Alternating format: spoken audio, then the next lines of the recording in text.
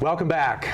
We're fortunate here at Park City Television to have conversations in a variety of contexts during the Sundance Film Festival because there are individuals here as well as projects, and many of these individuals have talents in a wide variety of areas, and of course the excitement of looking at the filmography of performers is something to really take pause. This morning, we have a fellow with us who is very well known for a film you may have heard of called The Maze Runner. That being said, he is here with a new project that is premiering at Sundance, but more importantly, he is here as a human being to experience the Sundance Film Festival, and I'm excited to introduce and to welcome and to chat with Dexter Darden. Good morning. How are you? Good morning. Good to see you. Good to see you too. Congratulations. Thank you. I guess that's just sort of a blanket congratulations of things are going wonderfully for you career-wise, but also you're here with a very important film. And as we discussed, I have a little bit of a name connection to the film and a very heavy story. The film is Burden, and you play an important part in that production. Yeah, so Burden is about a guy named Michael Burden who was a member of the KKK and helped develop and build the first KKK museum honoring themselves and their heritage in South Carolina in 1996. And, you know, in South Carolina, the pastors in the town are essentially like the mayors or the people who really get things done. And the pastor in the town is played by a man named Forrest Whitaker. We have heard of him. Have you heard of him? Yeah, have you heard of him like twice? And I play his son. And so Mike Burden ends up falling in love with a woman and ends up leaving the KKK because he just doesn't want him to be associated with hate anymore. And he's homeless. And the only person who will take him in is me and my dad and my mom. And so it's a very powerful story about how a black reverend just ends up taking in this ex-member of the KKK to come live with him for a little bit. And so, and the tie with your name is just insane. It's crazy. Like I literally called you Mike because it's just like, and the fact that your middle name is Michael and your last name is Burden is just incredible. But it's a powerful film. We premiered it on Sunday, and it was just a nice, welcoming reception. And I think it's a story that people need to hear. And I think it's a time to hear it. But it's really interesting because our director, Andrew Heckler, he started writing the script in '98, you know. Wow. And so literally 20 years it took him to get this script up and off the ground and get the movie made and get it here to this point. And he got it here. And you know, this took place 20 years ago, 1996. I was 5. I was a human being, you know. So to think like that there are people in 1996 who can still hate anything outside of their norm or outside of their color scheme or outside of what they know. That prevalent and that dominant is just really scary, and it's just a kind of an echo to where we are in life now.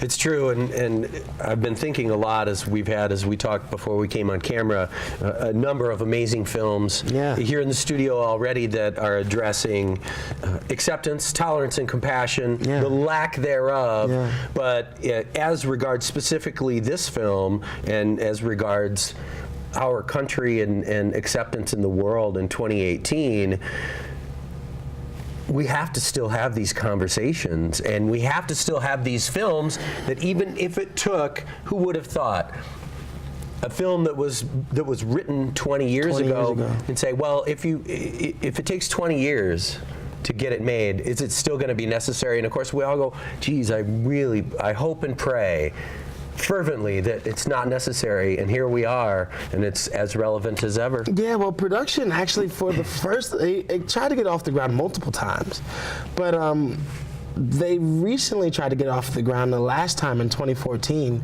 and they told Andrew, our director, that this movie doesn't work anymore because Barack Obama's the president of the United States of America. So that forced people to think that because the head of the commander-in-chief, the head of the free world, was African American, a movie about hatred and bigotry towards African Americans or the LGBTQ community or Hispanics or Asians didn't need to be made anymore because America had come so far. And so now we're sitting here in 2018, and we're faced with things, and literally faced with decisions to be made about where do you stand, who do you stand with. And it's not necessarily that you have to step up to the plate and speak out on it, but if you don't stand with this person, you stand with hate. Or if you don't stand with the hate, you stand with the love. And so you have to end up choosing a side.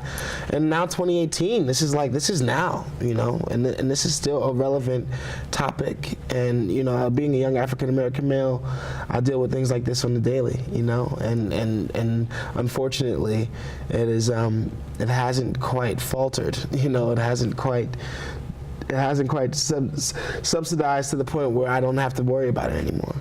And I think that's why it's important, like, for a movie like this to be out, because it's just awareness, raises awareness. And here in Park City, which kind of feels like it has a bubble over it, and of course, when you're going around doing these kinds of promotional conversations for the film, I think sometimes there's a little bit of a salve, like, well, maybe it's better than we think it is. And of course, I can't generalize in any way whatsoever to exactly what you're seeing, your experience as an African-American man. It doesn't matter, Los Angeles, wherever, any geographic location. We've discussed this again and again, but at least perhaps if I put on my optimist's hat and my hat of tolerance and compassion, I say that at least we have this forum here to openly discuss and to dramatize in very strong and uncomfortable ways. Well, this is my first Sundance. I've never been to Sundance before. I've never been to Park City. I've never been to this film festival. I've been invited before, but I always wanted to come with a film for the first time. And, you know, I really wanted to be able to have my first Sundance experience be one that I would remember. And so I was just fortunate and blessed to have the opportunity to be here with Burden. But one of the most brilliant things about Park City around this time and Sundance, the film festival, is the diversity in content creators. Truly. The writers, the films that are being made, the scripts that are being sold, the producers that are coming on board to help tell these stories, the interviews that are being had, moments like this. And I think that that's what makes Sundance and Park City such an exciting thing and makes people want to come back and do it again. And I remember, like, Bird is my only film this year that made it into Sundance, and but now I'm, like, already thinking about the next project that I could be a part of, that so I can come back next year.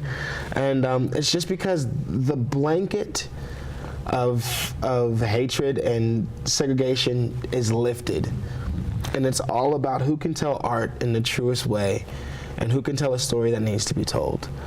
And, you know, it doesn't necessarily have to be something as serious as A Burden. It could be, I saw a film the other day that was called White Rabbit, and it was a comedy, a very indie comedy. And, you know, it's still faced with real issues about an Asian American woman who was Korean, but it was a comedy. And it, like, you go in and you laugh, and you sit there and you cry because of the things that she's going through in her personal life as well. And so it's just the broad spectrum of what Sundance provides here in Park City is incredible. So do you have projects lined up right now that you're going to be hurrying back to LA to get after? Well, I'm still doing promotions. Maze Runner 3 comes out January 26th, and so it's the third and final installment of that film. So I'm just going to go ahead and promote that and close this chapter with my family that I created in that our whole little Maze Runner bubble. So it's, you know, it's just time to come up in that chapter of my life, and then hopefully start opening my eyes up to newer projects once that's done, and I can just focus on reading scripts and auditioning again. And so the next one's not quite lined up yet, but it will be coming soon, I hope. Well, we certainly hope so too, and I hope that we get a chance again to see you sing on camera. I have to imagine that that's something that you would love to do again soon. Yeah, I would. I do. I mean, I got into acting through music, and music is a big part of my life and who I am. And so I would love to be able to do a project, or at least just, you know, start doing some more things to get my music out there and start creating more music. And and be a part of a project that allows me to be able to do both, use all of my tools. And one of the lovely things about not only being at the Sundance Film Festival, but also being involved in a series of films like Maze Runner, where you have a platform now that many more people not only know who you are, but have a loyalty to you as a performer that now you can take forward not only into future film projects, but like you say, also into music, which is fantastic. If you would, tell folks how to follow along with you on social media. I mean, my Instagram is at Dexter Darden, DEXTERDARDEN, and Twitter is the same. Fantastic. So nice to meet you. Thank you. Thank you for spending time. Congratulations on Burden. I appreciate it. And we certainly, one of the things that I did before we got together was I watched your acting reel that's up on YouTube. Oh, nice. And I just look forward to seeing all the ways in which you can unfurl your talent for the benefit of all of us viewers. Thank you. I appreciate it. Just keep pushing myself to the limits. Thank you for having me. I hope to come back. Absolutely. That's Dexter Darden. The film here at the festival is Burden, but look out not only for the third installation of Maze Runner, but many more projects to come from this talented fellow. We're so happy to have him. We'll be right back.